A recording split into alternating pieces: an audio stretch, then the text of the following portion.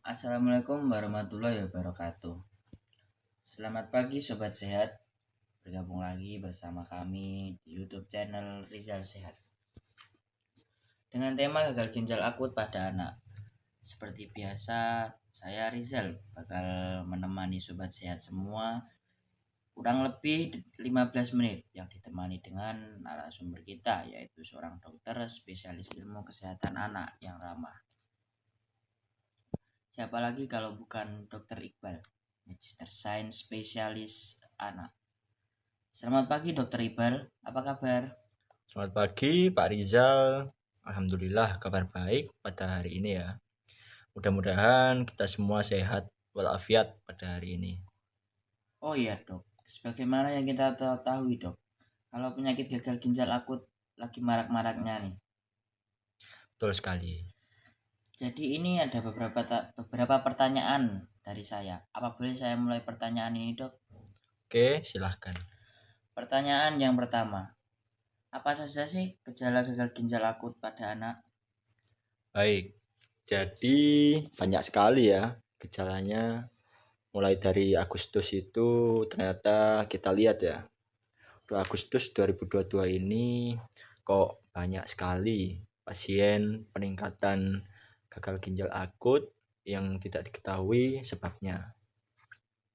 Mereka semua diawali dengan gejala demam, kemudian gejala saluran cerna seperti muntah, diare, kemudian gejala saluran nafas seperti batuk, pilek yang berat, atau sesak nafas. Nah, itu sebelumnya didahului dengan gejala seperti itu 14 hari sebelum gagal ginjal akut itu terjadi. Jadi, kalau misalnya kita mau kasih tahu spesifiknya ya, tentu banyak hal. Tapi, kalau sudah mencapai gagal ginjal, tentunya kita harus waspadai adalah jika anak itu buang air kecilnya sangat sedikit. Atau kita bilangnya itu poligoury. Nah, kemudian yang kedua bisa juga buang air kecilnya itu berwarna merah. Ya, jadi kita bisa lihat tanda-tanda gagal ginjal itu seperti itu. Jadi, jika ada gejala-gejala seperti itu, kita juga harus tunjang dengan pemeriksaan laju glomerus.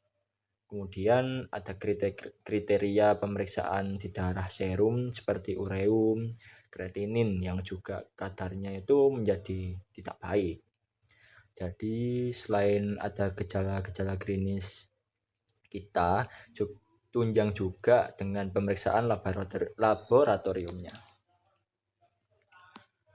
Baiklah kalau begitu dok. Untuk pertanyaan yang kedua, apa sih yang menyebabkan penyakit gagal ginjal tersebut dok? Nah, seperti yang kita ketahui tadi, dimulai dari bulan Agustus itu, awalnya kita mencurigai itu penyakit infeksi lainnya ya. Yang kedua, kita curigai itu awalnya itu COVID pada anak. Tapi kok setelah diberikan terapi-terapi seperti antibiotik imunoglobulin, kemudian terapi penunjang lainnya, itu tidak ada perbaikan. Bahkan sekitar 50% pada anak yang menderita penyakit tersebut mengalami kegagalan terapis hingga menyebabkan kematian. Pada bulan September 2022 ini, WHO mengumumkan adanya komponen etilen glikol pada sirup. Kelainan gagal ginjal itu disebabkan karena komponen etilen glikol pada sirup ini. Kemudian pada akhirnya kita mulai aware, kita cek kadarnya di dalam darah. Ternyata dari 11 anak, sekitar 6 atau 7 ternyata positif ya. Nah, jadi kita mulai fokus apakah kelainan gagal ginjal akut ini disebabkan karena propilen glikol atau etilen glikol ini.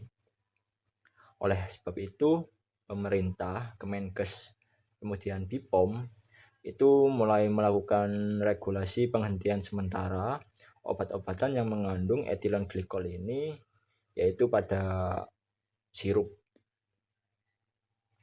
Selanjutnya nih dok, ciri-ciri dari gagal ginjal ini apa sih dok?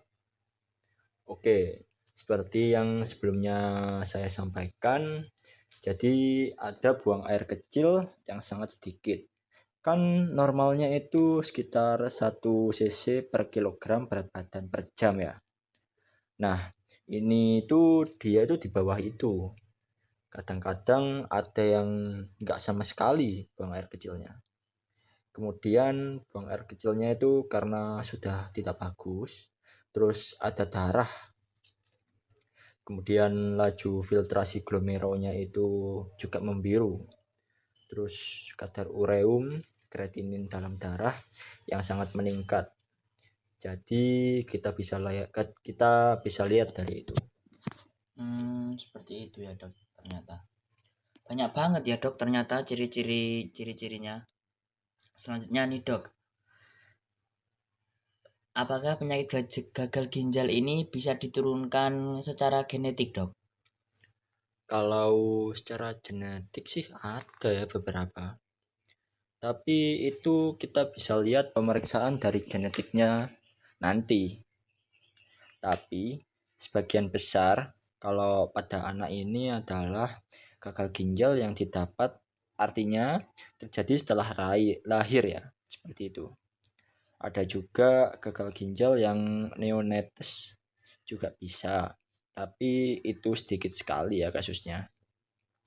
Sebagian besar adalah gagal ginjal yang terdapat setelah lahiran, yang disebabkan mungkin dari proses infeksi ya, dari proses traumatiknya ya, seperti itu. Oke dok, baik kalau begitu. Selanjutnya ke pertanyaan selanjutnya. Berapa lama penderitaan gagal ginjal bisa bertahan hidup dok? Oke, berapa lama ya? Semuanya itu tergantung dari kecepatan dilakukannya terapi.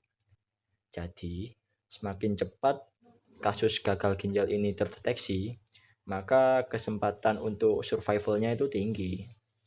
Tapi kalau terlambat, kemudian nggak ada fasilitas, seperti mungkin kalau sudah gagal ginjal itu tentu kita ketahui bahwa harus dilakukan hemodialisis atau cuci darah ya. Dan nggak semua daerah itu memiliki fasilitas kesehatan yang bisa melakukan cuci darah atau hemodialisis ini pada anak. Sehingga kecepatan kita merujuk kepada ketersediaan fasilitas itu. Semuanya mempengaruhi survival atau angka harapan hidup anak yang gagal ginjal ini. Jadi kalau misalkan sudah ada gejala, kita tangani secara cepat sehingga kadar ureum, kreatininnya tidak menjadi lebih buruk. Seperti itu. Jadi nih dok, apabila kita terlambat menangani, resikonya apa ya dok kira-kira? Ya risiko terberatnya itu bisa sampai kematian. Oke dok. Untuk pertanyaan selanjutnya nih dok, gagal ginjal paling parah itu stadium berapa sih dok? Kita lebih baik baginya awal atau lanjut, atau kita bilangnya akut dan kronik. Jadi kita nggak perlu mikir stadium berapa. Jadi jangan sampai si kecil mengalami gagal ginjal stadium lanjut atau kronik. Jadi begitu ada gejala, kita langsung bawa ke pusat kesehatan terdekat sehingga si kecil ini bisa ditangani secara cepat dan tepat. Mungkin supaya minimalisir untuk tahap selanjutnya dan orang juga harus memperhatikan anaknya ya dok. Betul sekali Pak Rizal. Terus ini ke pertanyaan yang keempat dok. Bagaimana cara penanganan dan perawatan gagal ginjal akut pada anak ini dok? Oke, kalau pada anak seperti IDAI sudah mengeluarkan rekomendasi. Ya, jadi sudah ada obatnya. Jadi sudah ada obat penangkal. Pemerintah juga sudah menyediakan obatnya. kemudian tata laksananya itu apakah ada infeksi, semuanya sudah ada rekomendasi dari IDAI. Di situ sudah terangkum cukup detail, jadi nggak perlu khawatir karena kita sudah ada alur tata laksananya. Dan penanganannya itu juga harus sangat cepat ya dok ternyata. Iya, cepat, harus sesegera mungkin. Baik dok, ke pertanyaan tambahan dari saya ini dok. Ya, silahkan. Apakah ada umur tertentu dok pada anak yang rentan terkena gagal ginjal ini dok? Oke, sampai saat ini belum ada penelitian yang menunjukkan bahwa umur sekian terkena gagal ginjalnya.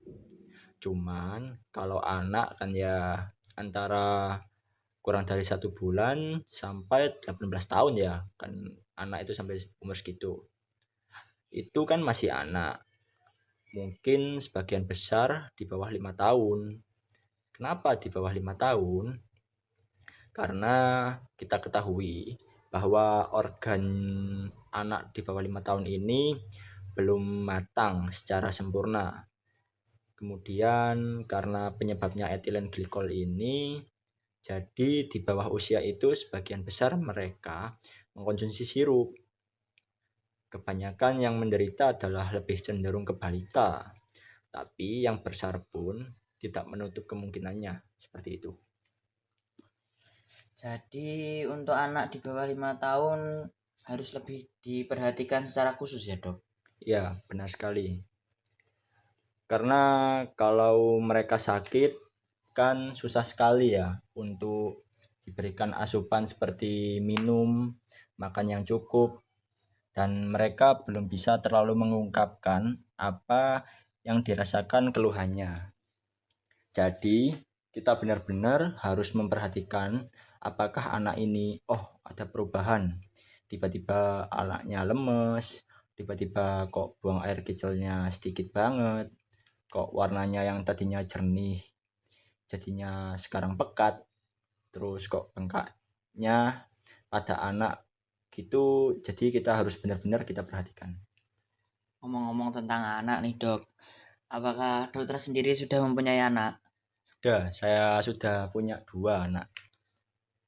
Umur berapa aja dok? Yang satu itu sudah umur 17 tahun, yang kedua masih balita. Aman semua ya dok? Ya, alhamdulillah aman. Baik dok, kita ke pertanyaan yang selanjutnya. Bagaimana cara memantau urin anak dok? Jadi sebelumnya kita lihat dulu. Orang tua biasanya memberikan pampers sekali pakai ke anak-anak ya. Kadang-kadang itu menyulitkan kita sebagai tenaga medis ketika melaborasi kapan anaknya kencing. Nah, kita kan nggak tahu ya anaknya pakai pampers ini. Jadi untuk beberapa hari ke depan, kalau anaknya sedang demam atau lagi sakit, untuk memudahkan pemantauan, jangan dipakai dulu ya diapersnya. Jadi kita bisa memantau urinnya. Jadi saya ulangi, ada 3 hal yang perlu kita pantau. Pertama, frekuensi, kemudian jumlah, kemudian warna dari buang air kecil. Saya ulangi, tadi itu frekuensinya kalau anak kecil itu usianya di bawah 5 tahun. Dia itu 3-4 jam sekali akan buang air kecil. Jumlahnya sudah tergantung berat badan. Kalau misalkan jumlah secara kasarnya itu 1 cc per kilogram berat badan per jam, kemudian kalau dari warna kuning muda sampai sedikit kuning, kalau kuning pekat apalagi coklat atau kemerahan, harus lebih hati-hati dan secepat mungkin bawa ke pusat kesehatan terdekat. Baik dok. Mungkin sudah cukup untuk pertanyaan kali ini dok.